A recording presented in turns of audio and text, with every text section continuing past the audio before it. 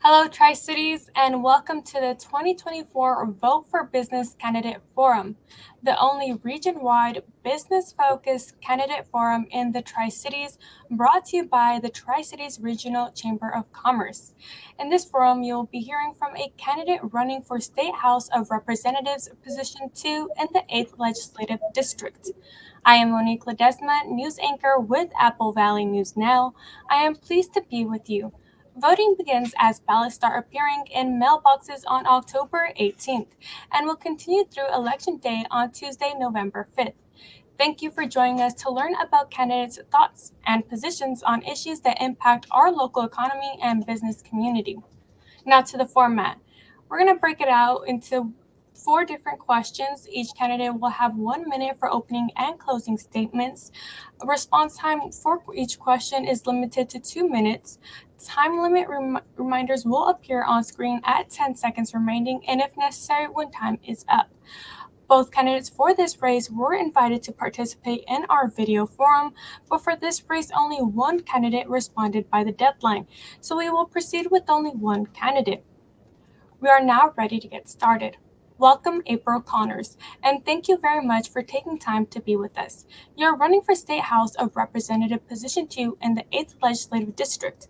We appreciate for you being here with us, so if you're ready to go, let's get started. As mentioned, we will start with an opening statement, so Ms. Connors, you have 1 minute.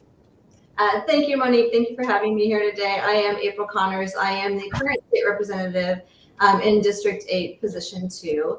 And I have enjoyed very much serving in the State House for the last 2 years, representing the Tri-City region. I am a mom of 4. I have 3 in college and 1 still in high school. And I have a husband who's in the agricultural industry and serves on the Canoke School Board. In addition, I am a real estate agent in the Tri-Cities and have been for over 20 years. One of my favorite things is putting young family members into homes. And that is one of my main priorities in the State House, is working on affordability issues for housing crisis that we're having currently in Washington State. I'm the assistant ranking member on the Housing Committee, and I also serve as the assistant ranking member on the Appropriations Committee, which is the Washington State budget, as well as the Consumer Protection and Business Committee. So looking forward to our interview today. All right, thank you. Now, I heard a little bit about what you're doing right now, but I would like to know what backgrounds or experience qualifies you to understand and respond to the unique needs of the local businesses in this community. Sure. Well, Monique, I think you could think as a real estate agent for the Tri-Cities for the last 20 plus years. I had the opportunity not only to put people into homes, but to also learn about the businesses that they're associated with. So I work with people from many sectors. I work with people in the hospitality sector. I work with people in the energy and environment sector out at Hanford, or our scientists at PNNL, or our agriculture industry. So it put me in a unique position to learn about a lot of different issues and ideas as I work with people on one of the biggest financial decisions that they make in their life. So for me, coming into the State House, I really, hearing a lot of issues in our community, especially our business community, I really wanted to move forward and try to help our community, especially with different issues. I do serve, as I said, on the Consumer Protection and Business Committee in the State House. That committee serves me quite well.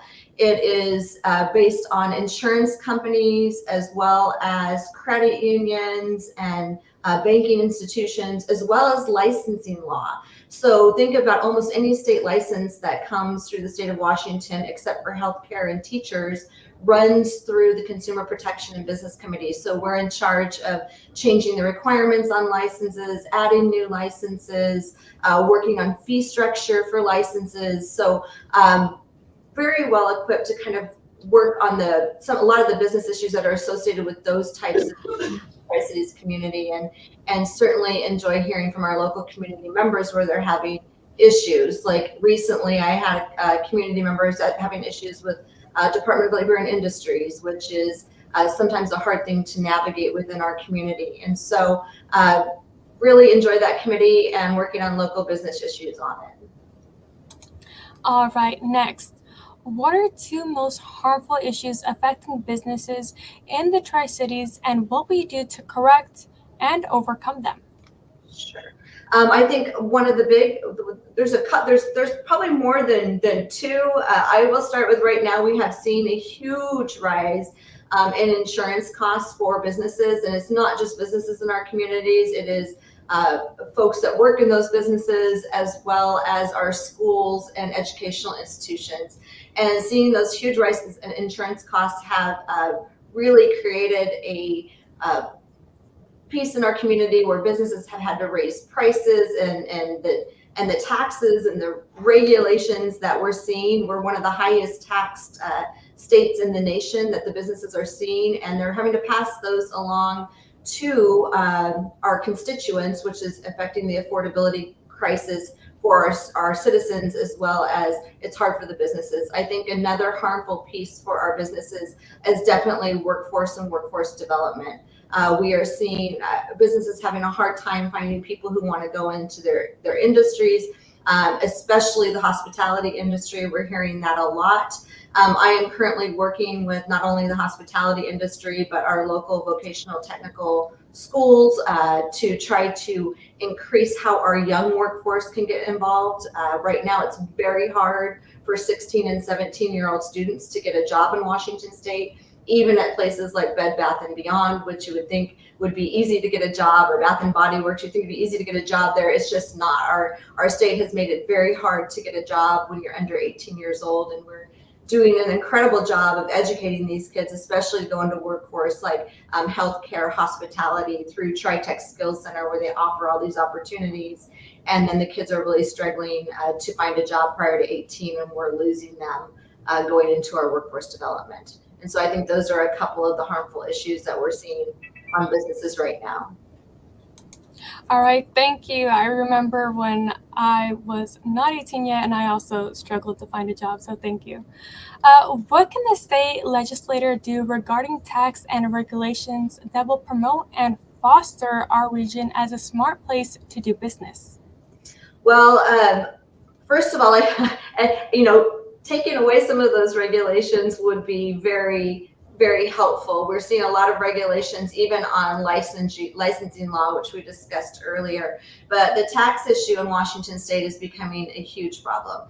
It is causing businesses to relocate out of our state, especially some of the larger businesses in our state. But for our small businesses, where their profit is really small margin, trying to work with the majority in the state house to try to decrease some of these taxes is really an important issue. However, what we are hearing coming to this 2025 session is that taxes are going to be increased again. The state budget is right now almost twice what it was 10 years ago. It went from the $40 billion range to the $72 billion range. But we are overspending right now as a state. And so I don't have a lot of great news for the business community right now with what the next session looks like ahead. If you just think about real estate alone, I'm in the real estate business. We have the highest real estate excise tax in the nation in Washington State, and they're looking at increasing that again. So if we have business owners who are out there trying to buy property or sell property, everyone's just getting hit tax after tax. And so we do need some more fiscal responsibility right now happening in the State House. Serving on the Appropriations Committee, that is my challenge and my voice and my commitment to our community to try to work on some taxing and regulations. Last question. How can Washington State effectively tackle the mental health and substance abuse issue in our state? That is a great question, because we are in a severe drug crisis right now in Washington State. Between 2022 and 2023, our overdose rate in Washington State increased by 21%. A lot of that has to do with the fentanyl problem that's happening right now. I think we need to work on community education and outreach, especially in our schools with our young children. And I also think we need to be working on things like where we're leading the state right now in the Tri-City region, putting together the Columbia Valley Recovery Center, which should be slated to start construction this February, or reconstruction, I should say, of the old Kennewick General Hospital, and then turning into a functioning recovery center in December of hopefully 2025, which will help our region quite a bit. And I think other regions in Washington State are looking to us as a leader in this field, in this space right now. We were able to secure about $6.5 million from the state in the last 2 years to help with the construction and startup of that facility. So we're excited to see that happening, but we also need to work on, when we're talking about appropriating money this session. Last session, I gave a big speech on the House floor, how I was disappointed in our state budget that did zero to address the fentanyl crisis in Washington State right now. And so we really need to be working with our community and our business members, especially those that are struggling with locations of their businesses that are having problems with the homeless population and the drug population outside of their business. I know it's a problem, and I'm definitely one of the people that are pushing to work on that in the state right now. All right. April, thank you very much. We appreciate you taking the time to be with us for the Tri-Cities Regional Chamber 2024 Candidate Forum. This ends the question and answer session. Now we'll wrap things up with your closing statement. You'll have 1 minute for your closing statement. Thank you, Monique, and thank you for the Tri-Cities business community for holding this forum, and thank you for the opportunity to serve as your state representative for the last 2 years in Olympia. I am looking forward to hopefully being reelected and going back. I've been working hard this interim to work on bills that will help with the business community, especially the workforce issue and the 16 to 17-year-old issues we're having in Washington State, which I discussed earlier in this forum, and hoping for a healthy election season. And thank you again for being so supportive of me, and I look forward to serving the Tri-Cities again. All right, again, April, thank you very much. We appreciate you taking the time to be with us for the Tri-Cities Regional Chamber's 2024 Candidate Forum, featuring a candidate running for State House Representatives, Position 2 in the 8th Legislative District. As we begin the countdown to Election Day, please remind your friends in Tri-Cities to watch, share, and get out the vote. You can find this video and other candidate forum videos on the Tri-Cities Regional Chamber websites at www.tricitiesregionalchamber.com. Thank you. It is a pleasure for Apple Valley News Now to support this effort to inform voters about the people who are running for public office. Again, thank you to the Chamber, the candidates, and a special thanks to all of you for watching. This is Monique Ledesma, Apple Valley News Now, reminding you to vote.